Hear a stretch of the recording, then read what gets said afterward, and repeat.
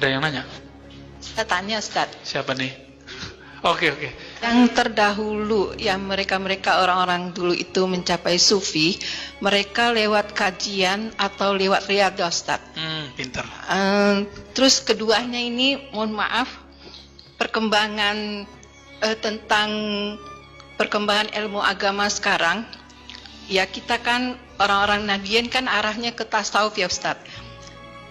Tapi kalau lihat perkembangan ilmu agama yang dilakukan oleh orang Nahdiyin sendiri sekarang ini, masalah toleransi, ini saya memandang dari sudut edukasi agak-agak mengkhawatirkan, karena masalah selawat, masalah rebana ini sudah masuk ke gereja.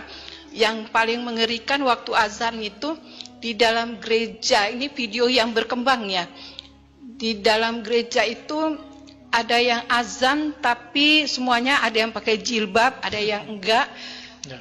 Itu enggak ada yang sholat, mereka hanya nunggu khutbah.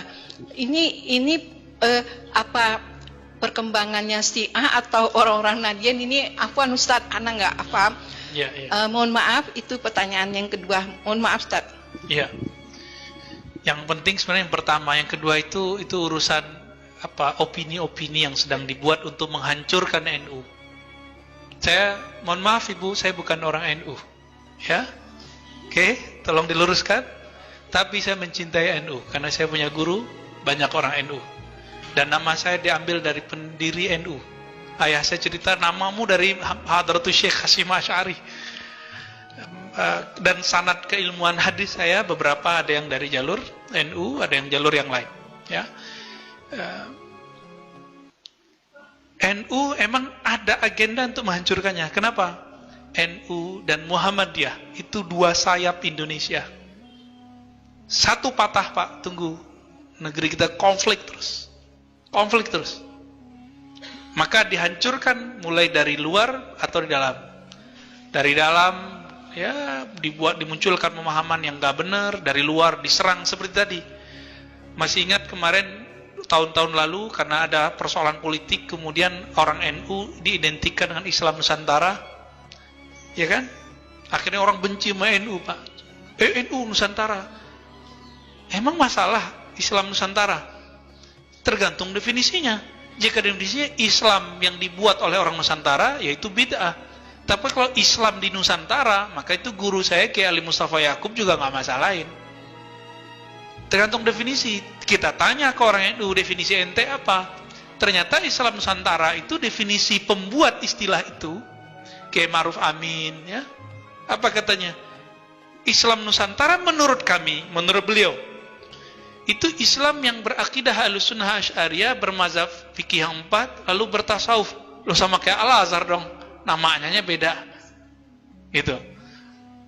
Tapi karena agenda politik yang menghancurkan NU dari luar dan dari dalam, banyak wali-wali yang mastur di Banten, di Cirebon, di Betawi, banyak Pak. Dan mereka mendoakan NU. Nahdlatul Ulama. Ya. Apakah yang lebih dahulu? Manakah yang lebih dahulu untuk mencapai ma'rifat sufi itu? Apakah riyadhah dulu atau apa tadi? Riyadhah atau ma'rifat gitu ya? Ya. Kita dibandingkan umat terdahulu umurnya pendek atau panjang? Pendek. Umat terdahulu ada yang ibadah 500 tahun, itu masuk surga kata Allah dengan rahmatku. Dia merasa dengan amalku. Ditolak oleh Allah, mau dimasukin ke neraka, dia minta-minta, ya Allah, ya udah masukin saya dengan rahmat. Ada orang gak punya amalan, maksiat semua, jadi lembaran hisapnya itu maksiat semua. Udah mau digiring oleh malaikat neraka, tiba-tiba Allah bertitah, buka dadanya, ternyata ma'rifatullah ada dalam kalbunya. Allah, Allah, Allah, la ilaha illallah. Di riwayat Imam At-Tirmizi, la ilaha illallah di kalbunya. Di riwayat Imam Al-Bihaqi, Allah, Allah, Allah. Digabung duanya Pak, isinya ma'rifatullah, mengenal Allah. Di akhir zaman ini kita kuat gak ibadah seperti Sunan Kalijogo, Syekh Abdul Qadir Jilani? Kuat gak? Syekh Abdul Qadir Jilani itu lebih dari 25 tahun, sama dengan Abu Hanifah, Abul Hasan Asy'ari, pendiri akidah Asy'ariyah itu 20 tahunan lebih mereka wudhu subuhnya pakai wudhu isya. Gimana caranya? Nggak batal Pak, dan nggak tidur. Kuat nggak? Ibnu Arabi dikafirkan orang Pak. Orang yang dikafirkan nggak nyampe 7 hari mati. Datang dia ke sana, dia takziah, dia bacakan la ilaha illallah 70.000 kali, dia hadiahkan untuk orang yang mengkafirkan dia. Sanggup nggak? Kita disentil dikit marah-marah, ya. Bener nggak? Kita kritik imamnya, dia marah-marah, nggak sanggup kita. Maka di akhir zaman ini dibaliklah, ada ijtihad baru. Thariqat itu jangan klasik lagi, jangan kaku lagi.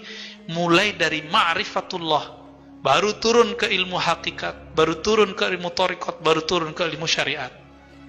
Tetap kita jalanin syariat, kita berthariqat, kita belajar ilmu hakikat. Tapi yang kita mulai belajarnya apa? Ma'rifatullah. Kenali dulu yang disembah, baru sembah dia.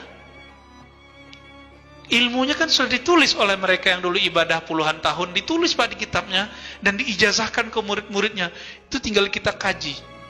Bahkan tersimpan dalam kolbu para ulama-ulama wali-wali Allah hari ini.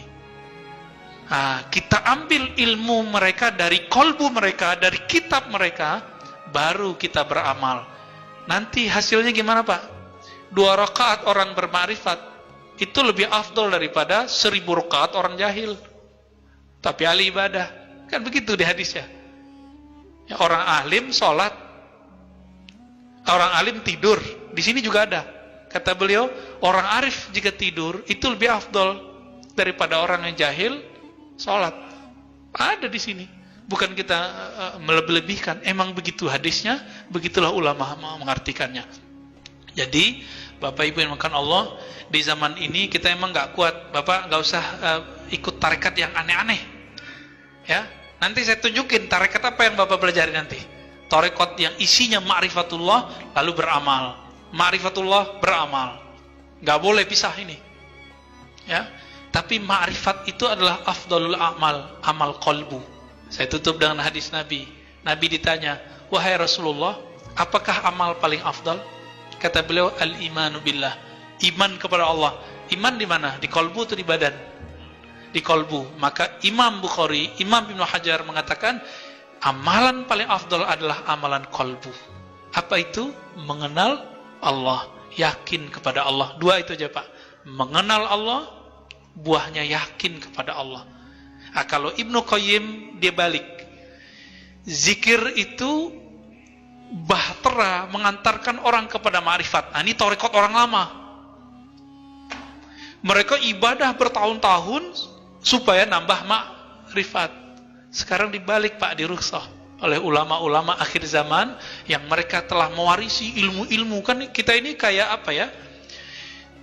Hulu muara. Ini sekarang udah di muara Pak. Saringannya ada sama kita. Tinggal kita saring, ambil mana yang sesuai dengan zaman ini. Yang penting kita bisa mengenal Allah, bermakrifat kepada Allah, mengenal hakikat keyakinan sejati, berthariqat, berjalan menuju Allah, dan mengamalkan syariat yang zahir dari Rasulullah sallallahu alaihi wasallam. Itulah kesimpulannya. Loh, ada tambahannya Pak? Yaudah, nggak apa-apa Pak. Mohon maaf Ustaz, Ya, tadi dikatakan kan ada salatlah kamu dengan bermarifat. Yang dimaksud dalam bermarifat dalam salat ini apakah bacaannya kita harus mengerti atau juga gerakannya ada yang tersirat maupun tersurat?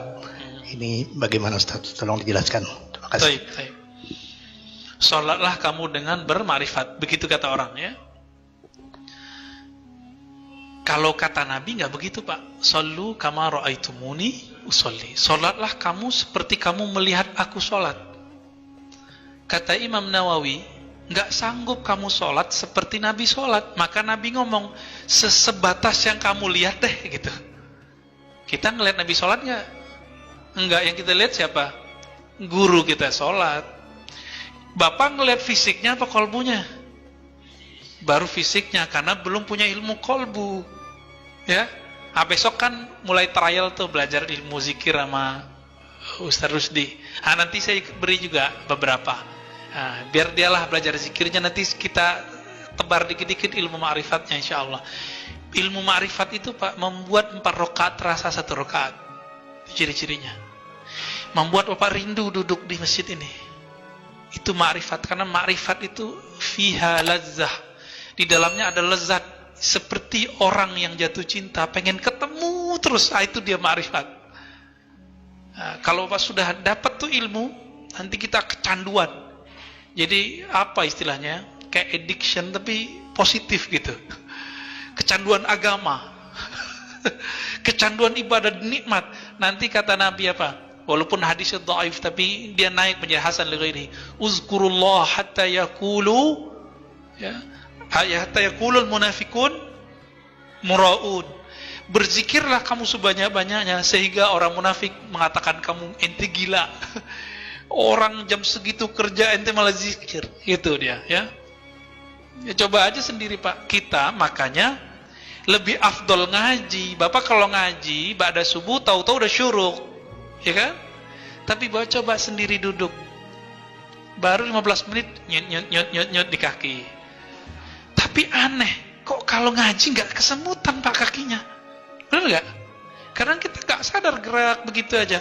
Asik di kepala menerima, di kolbu itu dia menyerap, di ruhani dia girang. Karena dia mendekat kepada sang kekasih hakiki. Saya kalau membahas itu bisa mewek-mewek Pak, nanti aja.